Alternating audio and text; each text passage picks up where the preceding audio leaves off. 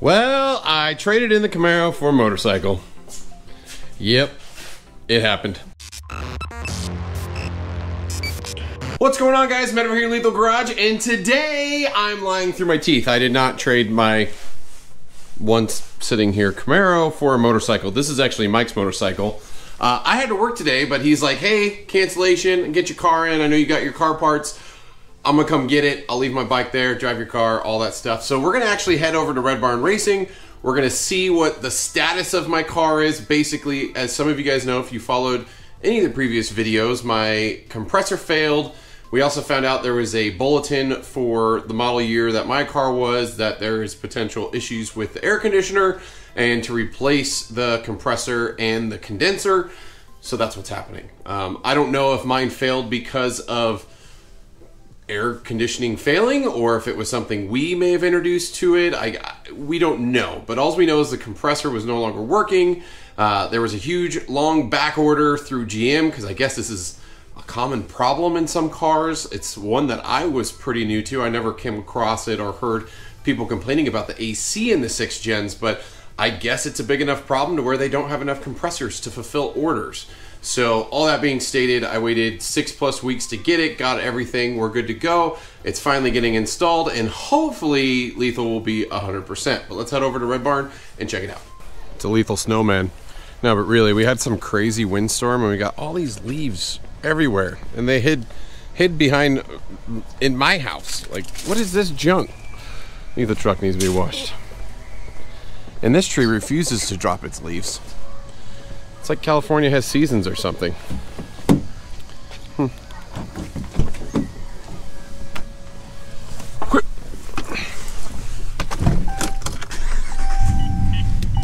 You know, as dorky and as small as a gift this is, huge shout out to Paradise Chevrolet.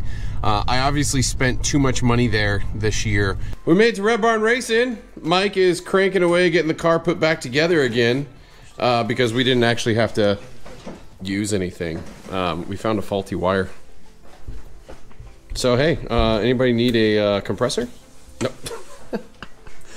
But he fired it up and it got icy chilly cold, and yeah, that's an unfortunate circumstance that we waited on. We got it to 77 degrees. 77 degrees. Yeah, it's gonna be blowing fire. Right now. You mean negative 77 degrees Celsius? That's still cold. Yeah. Yeah, so we're good. It's up and running.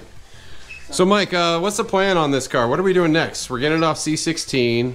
We're gonna go back to E85, and we're gonna call it Trace Move. Okay. Right now. That's fine.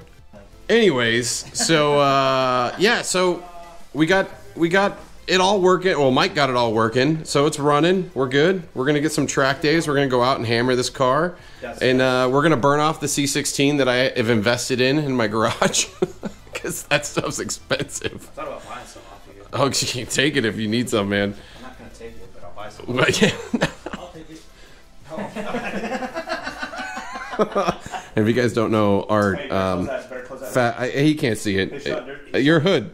He's got a top secret fast Cadillac Gen 1. 2,000 horsepower according to the internet. It's got 20,000 horsepower. It can beat Fire plants. it can be, we were Mach 7 in the bitch last night. it could literally beat Pro Drag Pro Mods. Anyways, so my slow car, we're gonna try to get, the ultimate goal is to get down in the 8s. We're gonna see what we could do with the way it's set up. We want to push the Whipple supercharger as hard as we can. I'm not a big fan of micro records, but I'm gonna go for one. I want to have the fastest Whipple 6th gen.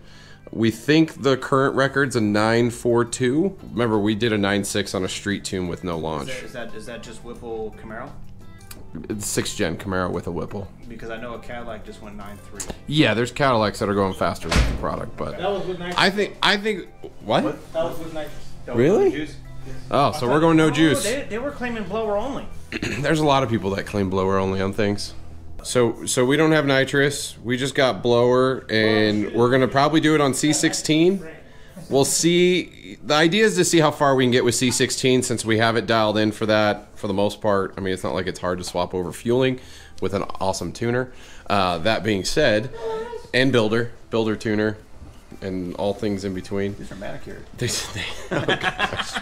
Anyways, so we're gonna push it as hard as we can with C16, and then we're gonna move over to E85, which means we'll hit the limit of the fuel system and the injectors real quick on that. So we're probably gonna have some exploratory fun with methanol. Yes. I said I wasn't gonna do methanol. I still really don't want to do methanol, but He said we're gonna do turbo 400 either. Stop it. I'm not doing a turbo 400 right now. Oh, no. I have to say that on the camera. I can't say no completely on the camera because there's a lot of things I said I wouldn't do that I ended up doing. Maple will be the first one to comment and say skinnies. I did say I was never going to have skinnies, and now my daily driver has a drag pack. I never said I wouldn't do a cage. Okay, I did say no Kirky, and there's a Kirky in there. That was primarily because I couldn't. The problem is, so the main reason here. Let me caveat this. The main reason why I went with the Kirky wasn't just because it was light. It was also the side that I couldn't find a seat that I would fit in that I was comfortable in. So the Kirky, I was like, screw it. If I'm going to be uncomfortable, I might as well just go all the way uncomfortable, right? No? Uncomfortable? Yeah. This guy, when he drives and tunes my car, he needs pillows in the seat. No, look at Tell me it's not uncomfortable. Look Is there? Right now. Where's he? He's got all my towels in there. He's got. You hope you didn't grab the clean ones. They're not clean anymore. Oh. We was playing on the way here. So I was kind of introducing Art a little bit earlier, and they started thinking I was showing his motor. So he's like top secret going on over there. But he doesn't street race at all. Always goes to the track and does it properly and breaks hearts with his Cadillac V3. Honestly, his Cadillac makes me want a Cadillac. They're really nice cars. And then you go climb in it and you're like, oh, this is glory. Comfortable and fast. That fast and air-conditioned seats is nice. Mine had air-conditioned seats. It was never comfortable though. Yeah, I'll have to agree with there. The seats in the Cadillac are more comfortable. The Caddy's a little more comfortable. Hey, when are we gonna redo all my wiring? We've talked about it for like a year now. Yeah, we need it. When we go and fold the blue, we're gonna do that when we swap over. Yeah. Yeah. Because then you won't see it. Now we got all the cavities back there. So yeah, so I love the Whipple. It's great, but we are gonna be swapping over to a Magnuson, the big boy, and that will happen after we run the snot out of this car. But we're gonna hide all the wiring cables and stuff, relocate the coil packs. If you guys didn't know, we removed the windshield wipers and all that stuff, so there's a huge area back there that we can probably tuck everything in and hide it. And we're gonna get rid of the fuse box. We're gonna tuck that in the glove box. So some fun stuff that I don't think anybody's really done. No one's been relocating everything, so I think it'll be really cool to create videos and show you what we plan to do. Because right now we have wires going into the, it's kind of ghetto wired right now because that was for the wideband, right? Yeah. It was last minute. It was like, okay, we need to get some data, and then we're off to CamaroCon, and it was just too late. We just left it. So it is what it is. But car's working, running. Is it all back together? Should we start her up? Do you have a temperature little monitor thing? I did, but my carbon monoxide monitor cut low. What? So I stole the battery out of it. Well, we could just swap it over. I guess I could do it at home. How do I know if there's carbon monoxide in There's always carbon monoxide in your garage. the house?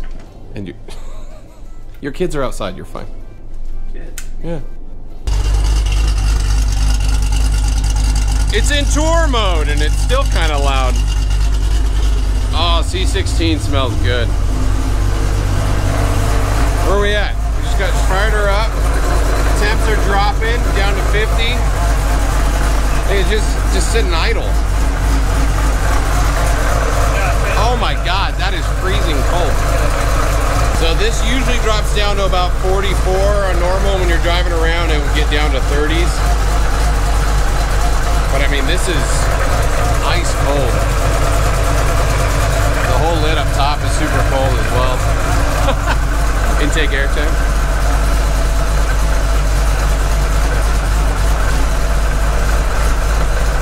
Oh, it's gonna be nice, not breathing fire anymore. So, she's sitting idle. Temps are dropping. You can see the lid's not even screwed on. It's like ice cold. This line is getting cold. Freezing up. Ah, she works. Well, we're back at the Lethal Garage, and I just have to say, overall, the entire AC stuff is just, it was frustrating.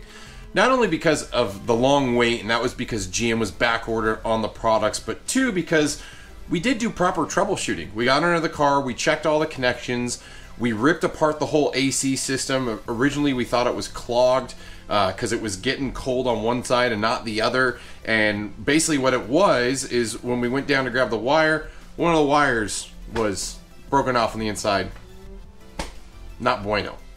Like, it made no sense because we literally unplugged it, plugged it back in. It wasn't working. It kind of makes sense. I guess we could have done a little bit better troubleshooting, maybe. I don't know. I mean, the way that we went about it, we tested and looked at everything. What are the odds of one of the wires in the connector being BS? But all that being stated, she works. We got the inner chillers, well, AC's working, so therefore the inner chiller's working, and the car's running. So we are now going to be looking for some racing days to get the car out there. Talked obviously a little bit about some of the things we're going to be doing. We're going to be burning off the C16. We're going to go back to 85. We're going to be playing with methanol. So the big thing is hitting the micro record and going from there. So that's where we're at. That's where the Lethal Camaro is sitting. It's been Christmas. It's been everything. And yeah, let's just get racing. It's really cold out. There's not too many track days happening. It's into December. So we're going to be looking into January, February, see if we can get some good track days. The rain's going to start coming. It's been raining quite a bit in California already, but it's going to be even more so rainy as we get into January, February, March. I could just hope. I can hope some race days. Basically, everything's done for the year around here.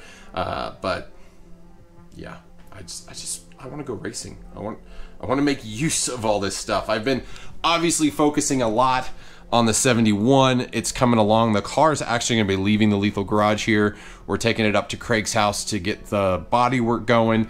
But I'm really happy with the progress there. We're going to be able to get it stripped down, media blasted. I'd hoped to get it done before the end of the year, but it looks like it'll probably just be the beginning of January that happens. And then tons of progress of basically slamming that car together.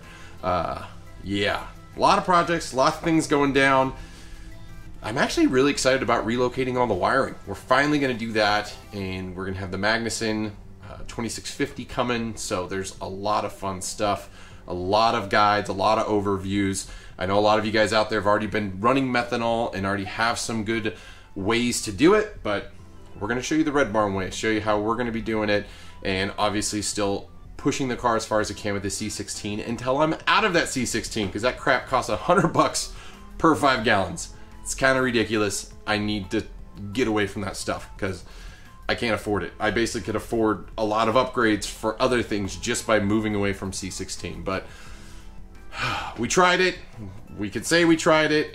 It's running great. The car is running great, but I want to go back to E85.